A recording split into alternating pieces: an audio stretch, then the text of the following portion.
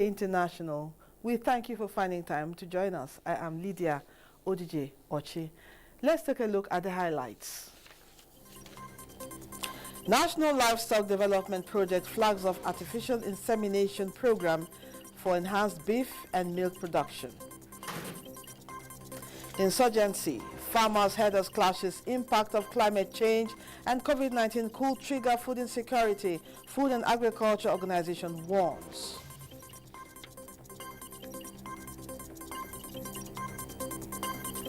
Bandits attacked Governor Samuel Otom's convoy. No fatalities recorded. Plus, France and Poland head for another lockdown to battle sharp rise in COVID-19 infections in recent weeks.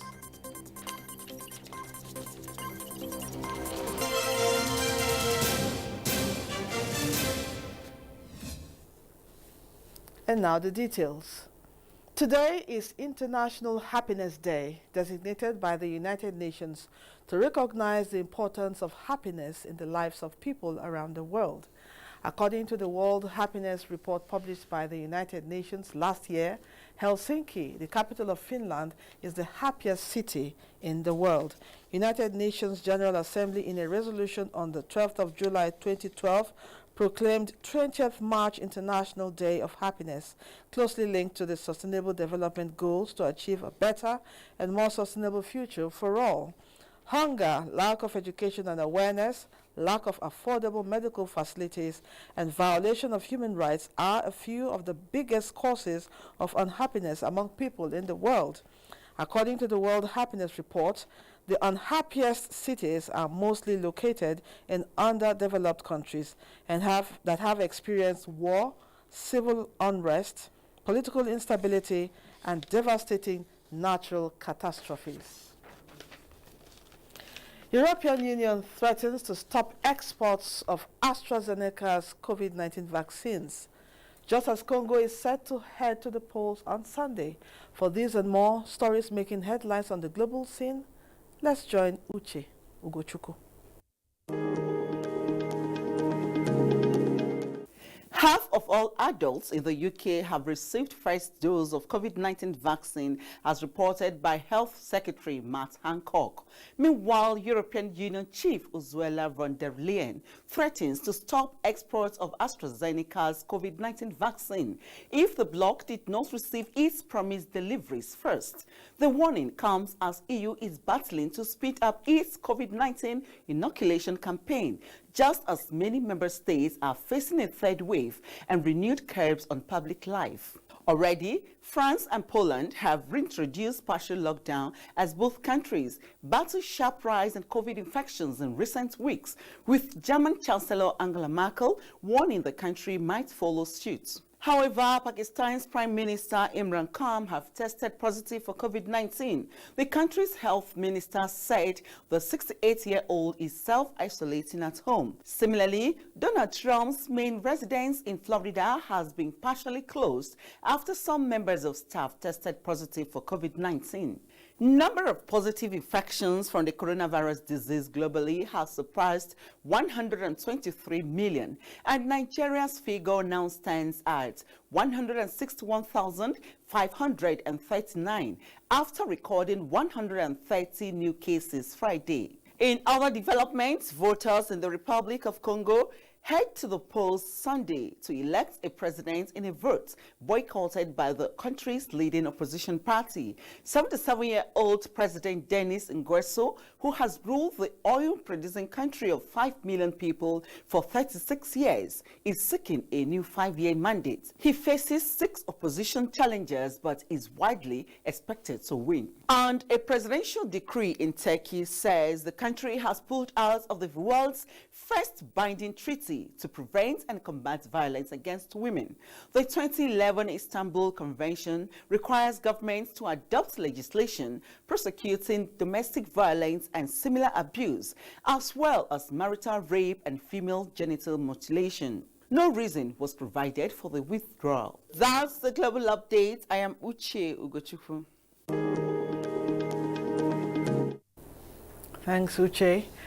Data producers and users in Nigeria have been challenged to take advantage of opportunities inherent in geo-reference infrastructure and demographic data for national development. This was at the National Space Research and Development Agency Grid 3 Data Project Workshop in Abuja.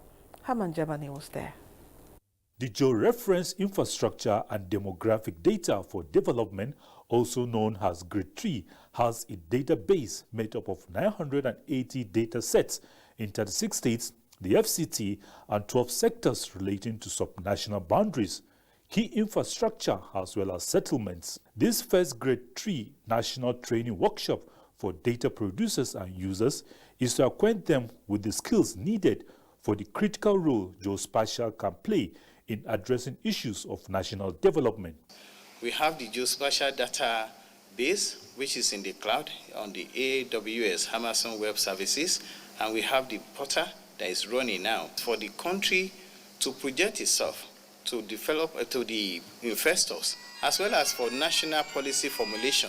This very important 21st century technology, geospatial technology, best tool to achieve a sustainable development for any nation. The portal grants public access to most of the data, allowing users to search and download data sets. For where data is available, we try to strengthen it. For where it's not available, we try to collect it so that we can have like a consolidated or harmonized database that everyone can access. The Grade 3 program is part of a bigger global initiative to improve access to data for decision-making in all participating countries.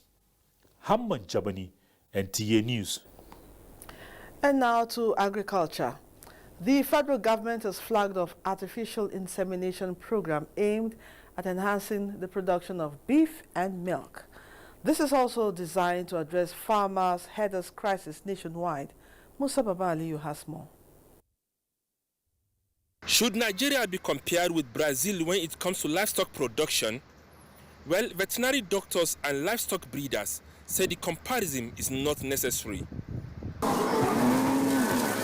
For instance, FAO ranked Brazil as the world's largest producer of livestock, while Nigeria is ranked 14 with only 200 million. However, Nigeria has the second largest population of livestock in Africa after Sudan, followed by Kenya, Tanzania, and South Africa. But these African countries produce more milk and beef, even exporting, while Nigeria is lagging behind.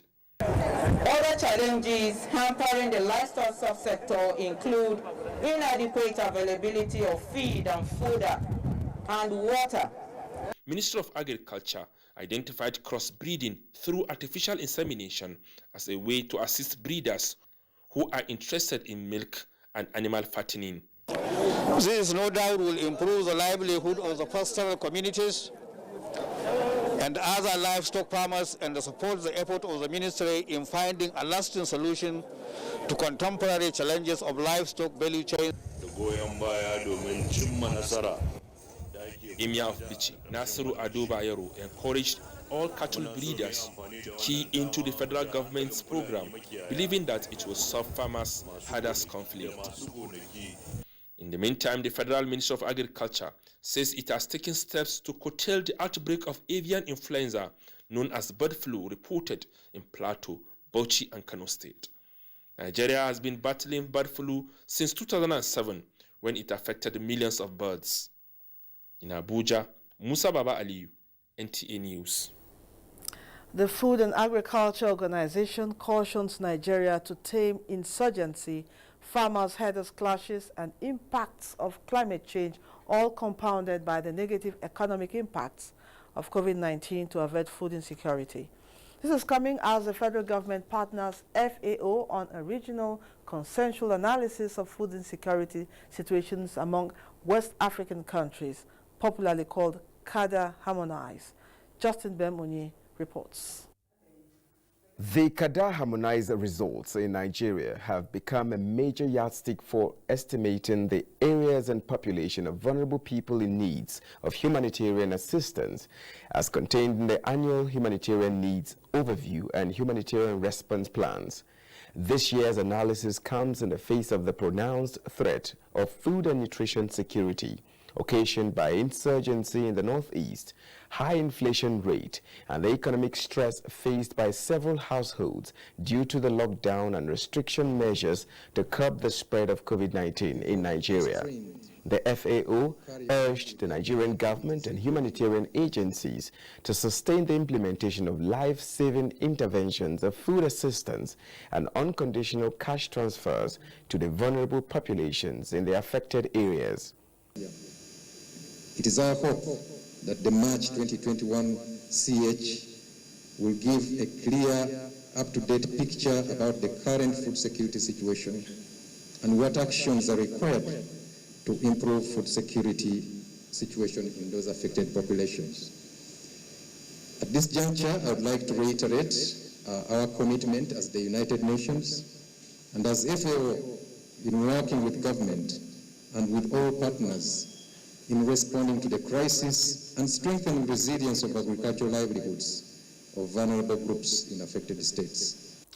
The Nigerian government said it realizes the importance of the CADA harmonized results to prevent further deterioration of the food and nutrition security situation in the identified vulnerable areas. The Federal Ministry of Agriculture and Rural Development would like to assure all partners of government's commitment to upholding and applying the outcomes, which we know gives insight on the key drivers and limiting factors of acute food and nutritional insecurity in the country. And of course, the recommendations towards addressing the challenges. The Federal Ministry of Agriculture and Rural Development has approved the expansion of activities of the analysis to other states of Nigeria so as to achieve a nationwide coverage. Justin Bemuni, NTA News. The Bauchi State Governor, Bala Mohammed, says the strides in agricultural industrialization by Governor Ben Ayade of Cross River State is the drive for embarking on a solidarity visit to enable him replicate the success in his own state. Paul Abel completes the report. After arrival and airport formalities, the delegation moved to the Cross River State Esco Chambers, where the visiting governor showered encomiums on Governor Ayade for his ingenuity in agricultural transformation. Governor Bala urged Governor Ayade to be patient and remain in the PDP that brought him to power. Definitely collaborate and interact with him to be able to set up something similar like this, or even be a supplier to this place. Governor Ben Ayade, who described his Bauchi counterpart as an honest man, uniting the PDP family, is calling on the party leadership at the national level to fight against injustice to ensure the party maintains its success in the South-South. Don't make the mistake to imagine that Ayade will decide. Our family, our political family, will decide our political steps, our political action, and our political direction. The governor and his team were also taking round the Ayade Industrial Park to inspect various agro-allied industries before departing the shores of Cross River State. In Calabar, Paul Abel, NTA News. President Muhammadu Buhari felicitates with Senator Iyabo Anisolo on her 70th birthday. The president congratulates the former Minister of State for Education who rose politically through courage and hard work to contest governorship elections in Ogun State. He extols her visionary leadership style, large-heartedness, and personal sacrifices in caring for the needy, as she continuously provided opportunities and inspired females to realize their potentials in education and skills acquisition. The president prays that the Almighty God will grant the former minister longer life and good health to continue serving humanity. President Muhammadu Buhari has sent a message of condolence to the government and people of Kwara State on the passing away of Alhaji Usman Ndalulu Waziri Patigi at the age of 83. The president described the late Ndalulu, a retired orthopedic technician and community leader, as a visionary statesman with impeccable integrity and dedication who will be remembered for his sagacity and exemplary selfless service to the people of Nigeria. The president paid respects to the late Usman Ndalulu and extended sympathies to the bereaved wife, Hajia Amina Ndalulu, a former Minister of State for Health. He prayed to Almighty Allah to repose his soul. You are watching the news on NTA International. Time for a breather. We'll be right back.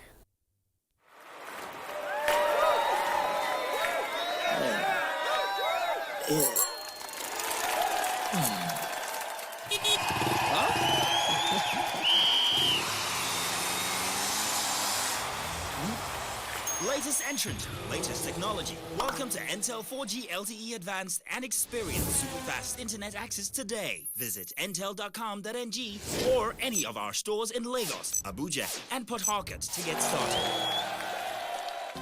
Intel. Live more. Thanks for staying with us. Benue State Governor Samuel Otom has described as unfortunate the attack on his convoy by unknown gunmen Saturday afternoon in Makurdi. The governor, who disclosed that no fatalities were recorded, thanked God and commended his security men for successfully repelling the bandits. Charles Abba has the details. Governor Samuel Otom explained that armed bandits numbering up to 15 in black attire attacked his convoy at his farm around Tiomu along Makurdi-Gboko Road when they had parked vehicles and walking into the farm. He, however, commended security men on his convoy for their gallantry in repelling the criminals. As I talk to you, Operation White Stroke is on them. The police are there, the SS are there, all the security. We have to call for reinforcement. But thank God we were able to escape unhurt. Governor Tom, who also lauded President Muhammadu Buhari for his shoot-at-sight order against bearers of AK-47, said it is a step in the right direction. I appreciate him for coming out to also say that the border in Nigeria should be strengthened. That is the second point I raised in my letter. There are other 10 points that are still pending. And that the unity of the country requires the cooperation of all authorities to sustain.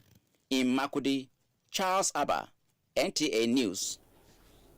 Maintaining Nigeria's strategic approach and influence in the maritime environment is crucial to the country's economic prosperity and regional stability.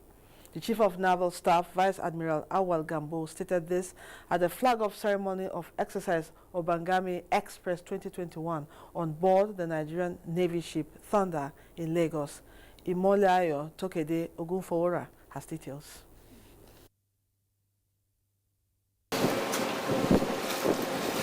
Over the years, the Gulf of Guinea has witnessed several security challenges ranging from terrorism to crude oil and resource theft, piracy, irregular and unregulated fishing, human trafficking, among others. In order to find lasting solutions to these myriad of challenges which pose threats to maritime security, this annual multinational maritime exercise tagged Exercise Obangame Express seeks to improve cooperation among participating nations in order to increase maritime safety and security in the Gulf of Guinea. Besides the spirit of togetherness, which the exercise has indeed imbibed among member nations, it has also enhanced the operational capability of the Nigerian Navy in its fight against various forms of maritime crime through information and intelligence sharing. The sustainment of these gains is critical to Nigeria's national interest, given the huge contribution of the nation's strategic maritime resources to national prosperity and development. The exercise is also an opportunity for the Nigerian Navy to work together with other national and regional navies on improved cooperation and maritime domain awareness. We are so encouraged by Nigeria's progress and investments in maritime security operations, and we advocate for Nigeria to lead the way in regional security. And our intent is to support our allies in their measures to bolster existing efforts. 6 Nigerian Navy warships and other participating countries are taking part in the sea exercise. The participating fleets will conduct the anti-piracy operations, fleet maneuvers, among others. In Lagos, Imoliayo Tokide Ogunfowora, NTA News. The chairman of the Independent Investigative Panel on Human Rights Violation by the defunct Special Anti-Robbery Squad, SARS, Justice Suleiman Galadima, says the panel's earlier order compelling the appearance of DCP Abba Kyari and Inspector Vincent Makinde over arbitrary arrest and detention and degrading treatment of one Raphael Teso still subsists. He made this known following the continued refusal of the two police respondents to appear before the panel to answer to allegations of human rights violations and extrajudicial killings. Judiciary correspondent Vera Chiuba has more. The panel's chairman, Justice Suleiman Galadima, stood down the proceeding for 2 hours and ordered the police liaison officer, Cosmos Anyanwu, to produce Raphael Teso, who had been in detention for the past 1 year. For Moses Infe, an alleged armed robber, Anyanwu informed the panel that he fell sick and was taken to University of Abuja Teaching Hospital, where he died. The chairman queried why Raphael was not arraigned in court. Another petitioner, Daniel Dashi, a legal practitioner, narrated how 3 police officers at Denton Police Station in Lagos unlawfully detained one of their colleagues, Maxwell Kate, resulting in his death. He said the police station where Raphael was serving attempted to bail him, but the police officers refused, instead forwarded his matter as armed robbery case to SARS. He appealed to the panel to summon the Denton DPO to explain the mysterious circumstances surrounding his death. Julius Kyo, also a petitioner, told the panel that the police detained him for 48 days and denied him access to his medication. In Abuja, Vera Chimuba, NTA News. Although Africa is among the least in carbon emissions, it is most vulnerable to the adverse effects of climate change. Extreme weather conditions are now common occurrences in the region, and Nigeria is having its share with heat wave witnessed across the country. Onege Fineface reports on this weather condition, its implications, and possible remedy. Only a few weeks ago, some countries in Europe, Asia, and America witnessed extreme cold weather conditions that resulted in deaths. Another extreme weather condition is being witnessed, this time heat wave in Nigeria. In Abuja now it's very hot, and coming out for you to do carry out your normal activities, you must experience the heat, and it's not really easy. It's very scorching, very hard, very hot, and unimaginable. Sometimes I feel like I'm choking. Environmental scientists consider the unfavorable weather as manifestation of climate change caused mostly by global warming, with increased carbon emissions into the atmosphere. There is a need for us to take climate change very seriously, because we can observe this change in temperature. We can observe that our weather has become very extreme. See that we're having flooding or we're having heat waves. And then as the month progresses like that, the temperatures are expected to continue to be on the increase. So we are feeling more discomfort now because there is a momentary increased cloudiness. And so it's making your sweat not to evaporate as easily as it does before. With heat wave comes medical conditions that could go from mild to fatal if not managed properly. And heat waves are very dangerous because it can lead to heat stroke, heat cramps, heat exhaustion, and even death. Dr. Ndakotsu Andrew has been managing patients presenting with heat wave-related symptoms. So if you have a background heart disease, or you have poor sugar control like in diabetes, or maybe a poor, let's say a background kidney disorder, you understand, it can actually make those organs to acutely fail. There are lifestyle adjustments that can be adopted to maintain good health when the weather is extremely hot. Drink a lot of water. Then you try and make sure that you reduce your heat production. You understand, try and limit your movement. Dress for the weather, you understand, wear loose clothes. When I say drinking water, I really mean water. Stay off carbonated drinks, and also, caffeine, because carbonated drinks also, they make us to diarrhea, you understand, make us to pee more. Now, while experts are recommending immediate solutions like staying out of the sun and getting hydrated, they also say that a more sustainable solution lies in nature. That is, take action. Plant a tree today to make the environment cooler and safer for all. in Abuja, Onengie Fine Face. NTA News. Thanks, Onengie, for that advice. Adenike Kenam is our guide on sports update.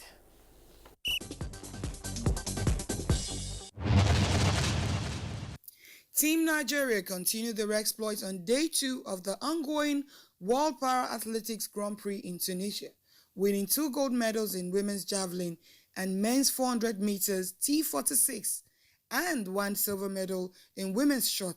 President of the Nigerian Basketball Federation, NBBF, Musa Kida, says the federation is set to commence work on staging the slamming and dunking game both at Premiership and the grassroots. Kida, while expressing appreciation to the Minister of Sports, Sunday Dari, and the leadership of the ministry for ensuring that NBBF is off the hook of litigation and other hindrances. At long last, we can now breathe. At long last, we can now play premier basketball in the country. In Ekiti State, consolidating on the gains of tennis at cadet levels to assail national and international professional status is the target of the State Tennis Association. The state is not going to look for external tennis players. We are going to build our own tennis players. After about 4 years of inactivity, the Nigerian Professional Wrestling Federation on Saturday organized a mock wrestling championship at the National Stadium, Lagos. This championship is a pre-event and also preparation for the Battleground Championship slated for Abuja in May. We are trying to resuscitate it and put it back to the track.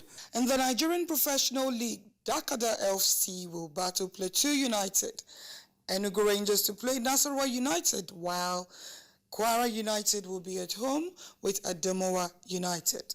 In the English Premier League, West Ham United will slug it out with Arsenal in a long derby, while Aston Villa will be welcoming Tottenham Hotspur. Both matches will come on Sunday. With sports updates, Adenike Kenam, NTA News. Let's take a look at Sunday's weather prospect for Nigeria and other cities of the world.